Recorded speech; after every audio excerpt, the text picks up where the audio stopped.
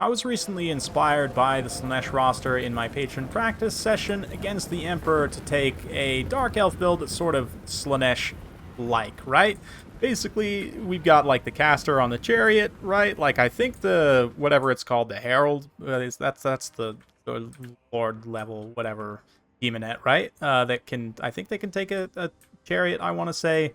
I know there's some general character chariot shenanigans involved there, right? So I've got them. Got the Death Hag kind of standing in as the cultist here, if you will. The Sisters of Slaughter are like demonettes, but not demonettes. And exalted demonettes, rather. The Witch Elves are like the regular demonettes, right? At least sort of what I'm expecting. And then we've got, yeah, they do also have the Marauders, right? The Slaneshi Marauders with spears and...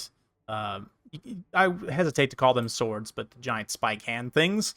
So, yeah, and then, of course, Furies standing in, we've got Harpies instead, so it's kind of fun, and of course, the Emperor obliged by taking Sigvald, so it's all very pleasurable, right? Especially because he also forgot to bring a caster, which can happen, happened a few times recently on one of Turin's streams. I was tackling at, yeah, in general, it happens to the best of us. We forget to take casters, so don't beat yourself up too much about it, but Burning Head definitely would have been really nice to have against all of these Sisters of Slaughter and whatnot, just running rampant. They absolutely just whack every single Marauder within sight. The Chaos Knights come in. They get a decent charge here on these Sisters of Slaughter over on the far flank, and then pull back and away before the Witch Elves can really get in and enrage too much. But the Harpies are going to go after those Marauder Horsemen. Meanwhile, Malekith and the Chariot Squad pushing up and breaking up some of these heavier Chaos Warriors. The Knights also in a surround around them. Of course, we've got some regular Chaos Warriors in here. The Knights, Sigvald rushing in with his Exalted Hero, Bro, some Weird Spawn. It can provide some armor sundering, certainly here. And Sigvald's no slouch, especially as the Chariot Lords start to tire, which they will pretty quickly. Charging is actually the thing that does the most fatigue damage, so to speak, if you will. The most, yeah, it decreases your fatigue the fastest is charging, right? That's the single action that will. And so chariots, by their nature, the fact that they're literally, the rule of chariots is ABC, always be charging.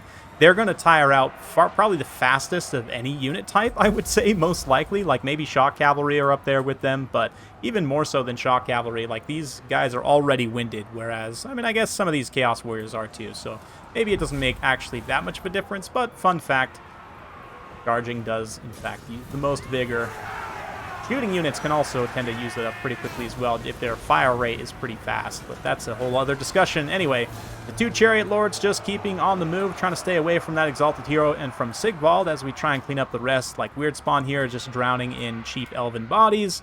This other Chaos Knight does concern me somewhat, but at the same time, we've got some Witch Elves, some Spears here that can kind of collapse all around them as they try and charge through the back of their own Chaos Warriors there. Witch Elves also just chased off something over there. Definitely need to get them back as soon as possible because... this Horse Lord.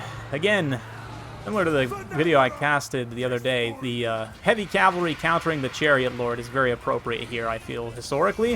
I'm going to mass surround with the Harpies just to try and screen him out to make sure I can keep Malekith moving. If I can get Malekith to turn around and charge, he does have a 100 charge bonus with Murderous Prowess active on the Chariot, but the Weird Spawn come in and block him. They get a little armor sundering here. Sigvald also comes in. It's hit by a Soul Sealer, but he's got Slippery active, so he's, you know, all slicked up and like a greased pig and very hard to make contact with as a result. So, anyway. Yeah, the Exalted Hero definitely having a bad day as the Harpies get surrounded. Harpies do actually have 44 weapon strength, 27 attack is all okay. Yeah, 27 attack. They have decent enough AP. With that stand your ground, they're up to 62 melee defense, so certainly they won't be taking too much damage in sustained combat here, and just allow Malekith and the Master to come in and cycle charge with their Lizard Limos, but they go to chase off those Marauder Horsemen, and suddenly all this Malekith is left in the lurch here by Sigvald, who just turns and is like, oh, hi, lizard folk. Slap.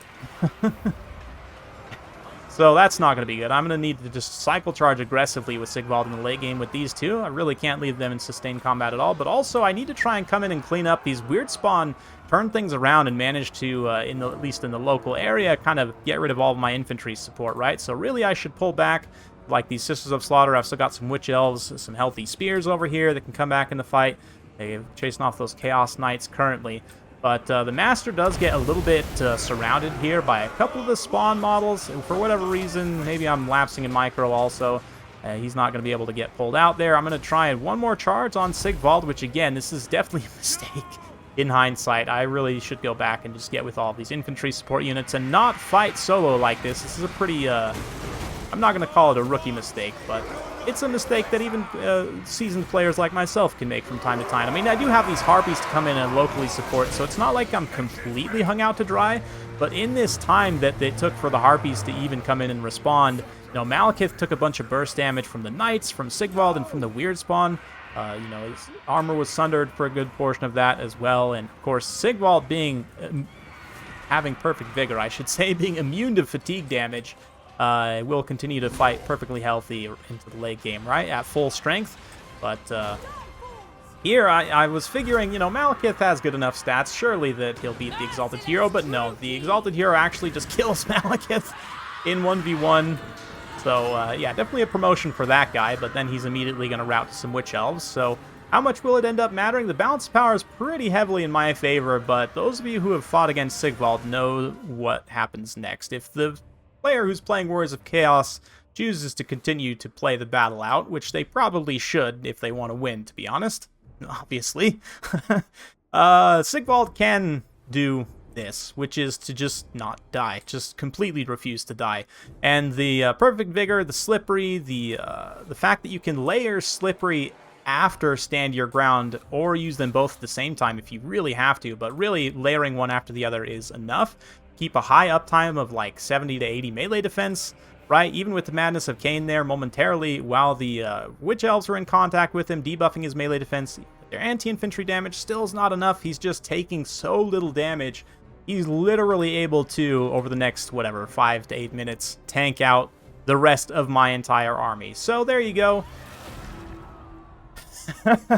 Sigvald beats the kind of bad Dark Elves version of Slaanesh. I do think, and Dark Elves already have pretty good AP in general as a faction, but this build does in particular lack AP. Of course, with Slaanesh, I believe Demonettes just straight up have AP in melee, if I'm not mistaken.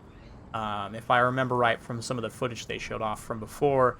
Same with the Exalted Demonettes, right? So, like, if you just give these Witch Elves, now granted they wouldn't have the Enrage, but still, just give them AP, give the Sisters of Slaughter AP, and this probably honestly turns out a little bit differently. I believe also the Slaanesh Marauders, the whatever, Spike and Board version, also have an anti-infantry bonus, perhaps. They're also immune to psychology. Not that that actually would have mattered here much. I mean, I guess maybe the fear from, like, the Chaos Knights and the Weak mattered at points. I didn't really keep track of that, but anyway. Yeah, interesting, though. Definitely getting hyped for Game 3. Hopefully you guys are as well.